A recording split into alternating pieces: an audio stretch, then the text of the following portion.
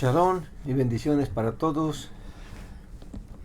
Una oportunidad más para traer una corta meditación sobre esta porción escritural. Estamos en el libro de Lucas, en el capítulo 2, primera porción, digámoslo así. Y vamos a estar meditando en aquello que la escritura nos dice sin decirlo. Amén. Y que Elohim o Dios lo hizo así para ministrar nuestra vida, para hacernos meditar, pensar, no solamente ver el cuadro físico de las cosas que ocurrieron, sino el mensaje que está más allá, que Elohim quiere que nosotros meditemos. Y esta noche entonces vamos a estar hablando del capítulo 2. Dice, porque el propósito de la escritura es que conozcamos y entendamos a Elohim, que conozcamos su mente, su pensamiento, y lo que Él nos revela a través de la escritura para nuestra salvación y nuestra redención. Dice, en aquellos días aconteció que se promulgó un edicto de parte de César Augusto, para que toda la tierra habitada fuera empadronada, o sea, fuera censada. Primer censo que ocurrió siendo Cirenio gobernador de Siria. E iban todos a registrarse, cada uno a su ciudad. Joseph o José subió pues de Galilea, de Nazaret, de la ciudad de Nazaret, a Judea, a la ciudad de David, llamada Betlehem o Belén, por cuanto era de la casa y familia de David, para ser inscrito junto con Miriam, su esposa, la cual estaba embarazada. Y aconteció que mientras ellos estaban allí, se le cumplieron los días de dar a luz, y dio a luz a su hijo primogénito, y lo envolvió en pañales, y lo recostó en un pesebre, porque no había sitio para ellos en la posada. Voy a leer otra porción que sigue, para meditar sobre todo ello. Dice, y había pastores en aquella región, posando a campo abierto, guardando por turnos la vigilia de la noche sobre sus rebaños, y un mensajero del Señor se presentó ante ellos, y la gloria del Señor los rodeó de resplandor, y tuvieron gran temor. Pero el mensajero les dijo, no temáis, pues he aquí os doy buenas nuevas de gran gozo que será para todo el pueblo. Hoy os nació en la ciudad de David un Salvador, que es el Mesías, el Señor. Y esto os será la señal. Hallaréis a un niño envuelto en pañales y acostado en un pesebre. Y repentinamente junto con aquel mensajero apareció una multitud del ejército celestial, alabando a Elohim y diciendo, gloria a Elohim en las alturas, y en la tierra paz entre los hombres de su elección. Y aconteció que cuando los mensajeros se apartaron de ellos al cielo, los pastores decían unos a otros, vayamos ahora a Betlehem y veamos esto que ha sucedido, que el Señor nos manifestó. Y apresurándose fueron y hallaron junto a Miriam y a Joseph y al niño acostado en el pesebre. Y después de verlo, manifestaron lo que les fue dicho acerca del niño. Y todos los que lo oyeron se maravillaron de las cosas dichas por los pastores. Y Miriam guardaba todas estas palabras, meditándolas en su corazón. Y los pastores regresaron glorificando y alabando a Elohim por todo lo que habían oído y visto, tal como les había sido dicho. Y cuando se cumplieron 8 días para circuncidarlo, entonces fue llamado su nombre Yeshua, el cual le puso el mensajero antes que ella quedara embarazada. Amén. Así que vamos a estar meditando sobre el nacimiento del Señor. Y vamos a tratar de enfocarnos en algunas inquietudes que tal vez, no sé si usted cuando ha leído este texto le han venido a la mente. Lo primero que vemos es que entendemos que había una profecía, o había no una, había muchas profecías en cuanto al Mesías que habría de venir. Amén. Muchas profecías. Muchos profetas hablaron de todo lo que Elohim había revelado acerca del rey Mesías que había de venir. Amén.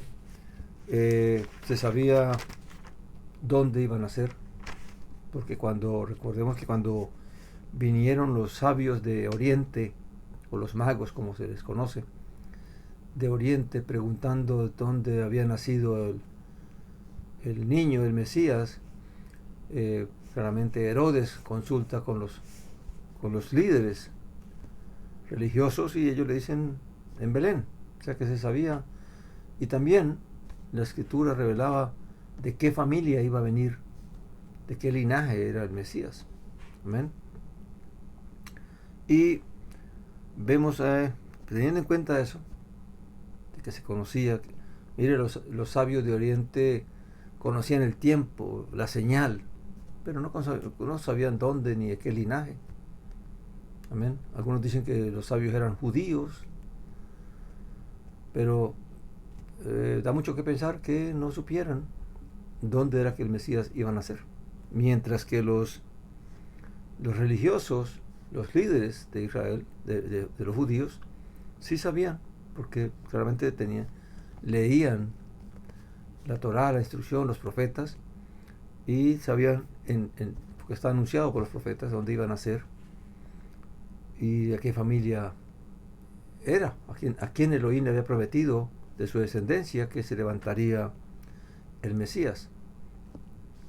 Así que vemos que claramente Elohim. Ahora, interesante que ¿por qué va Joseph a Belén?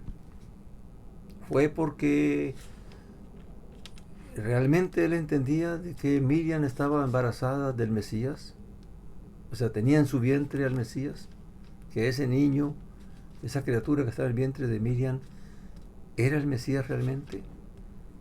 ¿No sabía Joseph la profecía de que el Mesías habría de nacer en Belén, cuando él estaba viviendo en Nazaret de Galilea? Y Elohim, claramente vemos que Elohim, en su sabiduría y en su poder, él pudo haberle dicho a José: oye José, tienes que irte a Belén porque es necesario que el niño nazca en Belén, ¿verdad? Pero hubiera sido como arreglado. Pero claramente Elohim, en su poder, usa al mundo, usa a los gobernantes, usa la política, usa el gobierno, usa el poder para también llevar a cabo su plan, sin que sus mismos siervos vean exactamente lo que está sucediendo hasta después que sucede, si es que se dan cuenta después.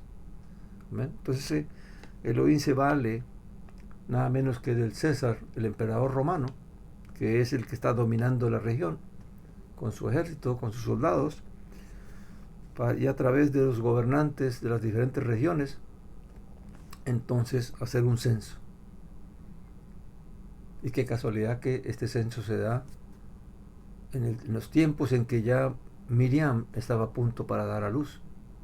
Esas son cosas que a veces uno no medita, pero que uno ve en todo ello la sabiduría y el poder de Elohim, la veracidad de él en el cumplimiento de su palabra, el poder que tiene para que lo que se profetizó o lo que se ha dicho se cumpla, tal como se dijo. Y muchas veces ni aun los mismos siervos llegan a entender y a comprender todas las cosas, sino que Elohim también se vale de cómo funciona el mundo, porque al fin y al cabo el mundo lo dirige, aunque lo dirige Satanás, pero realmente nuestro Elohim, nuestro Padre, tiene poder sobre las acciones de los hombres. Amén. Así que se vale de el César para qué y de este gobernador de Siria para levantar este censo, y así entonces José, sin saberlo, va con Miriam hacia Belén, que es la ciudad donde él es, porque la familia de David es de Belén, y él tiene que ir allí para censarse. Interesante, ¿verdad? Que José vaya sin saber realmente que va a cumplir una profecía. Amén. ¿Hasta qué punto realmente ellos entendieron el embarazo de Miriam? Lo que el mensajero celestial le dijo a Miriam. Son cosas que están ahí para reflexionar, ¿verdad?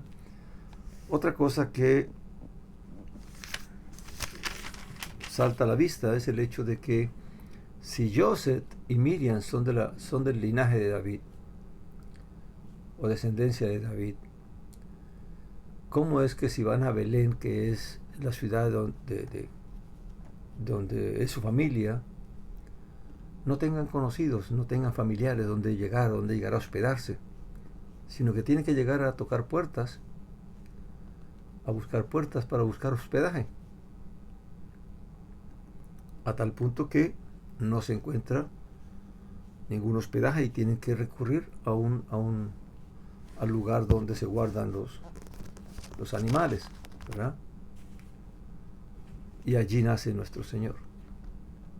Claramente también es un testimonio de humildad. Otra cosa es que viene a la mente,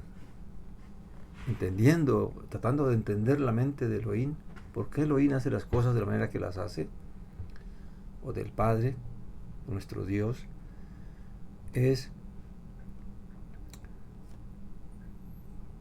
por qué el Mesías nace en estas condiciones.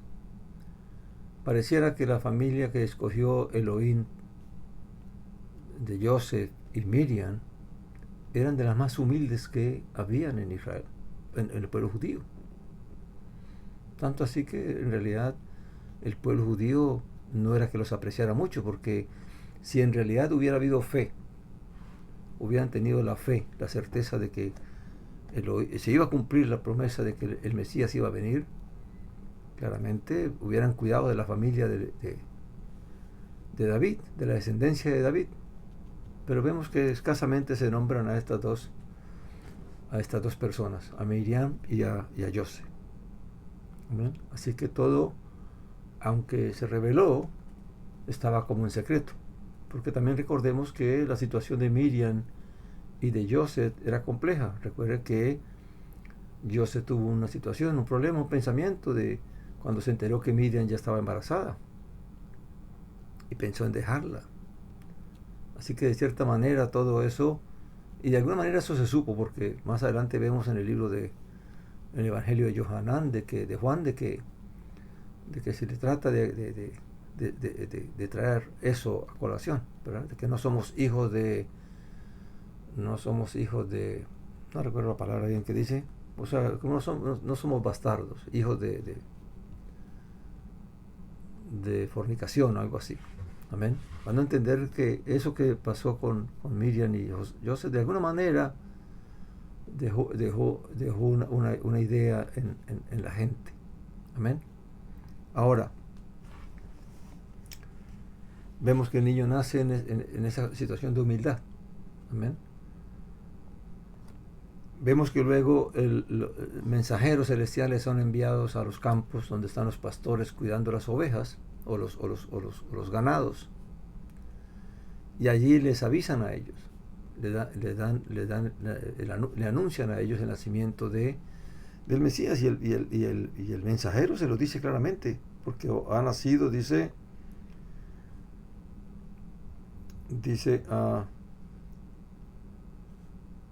hoy os nació en la ciudad de David un Salvador, que es el Mesías, el Adón. Amén. Entonces, claramente el mensajero es claro con el mensaje. Y ellos, claramente por curiosidad de lo que dice que lo que los ángeles les habían revelado, les habían anunciado, fueron a ver las cosas que les habían dicho, y fueron y comprobaron que sí, que el niño encontraron al niño y claramente dijeron lo que los mensajeros le habían dicho. Pero todo quedó allí y las personas que escucharon. Pero lo que me llama la atención es que, y es aquí donde entra el punto de lo que es la fe y la religiosidad. Puede haber mucha religiosidad. Y la religiosidad la religión ha venido a ser parte de las culturas y tradiciones de los pueblos. Cada pueblo, cada cultura, cada nación tiene su tradición, tiene su costumbre, tiene su religión, o tiene sus religiones o sus denominaciones. Pero ¿hasta qué punto realmente se vive la fe? ¿O se practica una religión? ¿O se practica una creencia?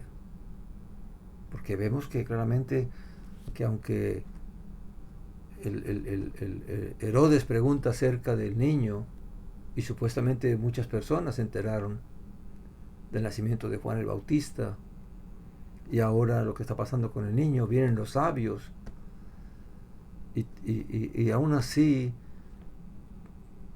la pregunta es ¿por qué Elohim lo hizo como en secreto? ¿Por qué no ir a los líderes religiosos y decirles, mira, en vez de darle el mensaje, o aparte de darse el mensaje a los pastores, habérselos dado a los líderes y que ellos hubieran ido? ¿Por qué Elohim no actúa así? ¿Por qué solamente fue a esta gente humilde que estaban cerca allí? ¿Por qué no anunciaron los 4 vientos? Claramente porque Elohim conoce el corazón de los hombres. Sabía que no había fe en el pueblo judío, en los líderes. Amén. Y que aún el pueblo estaba descarriado.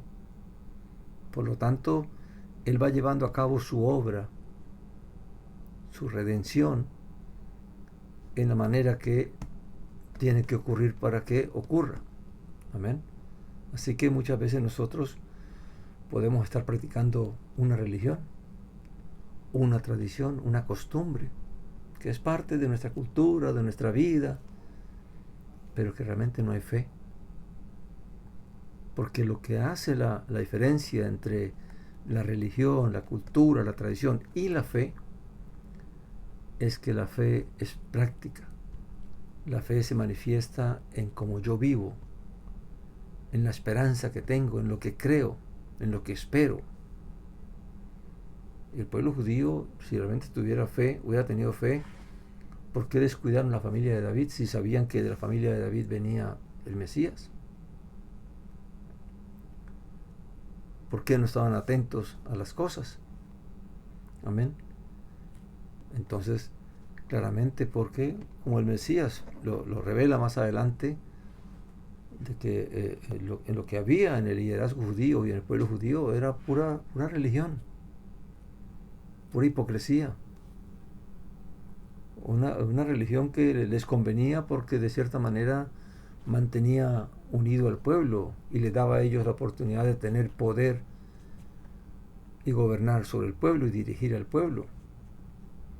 Pero en realidad había fe. Y es lo que el Mesías pregunta para cuando Él venga, si realmente habrá fe.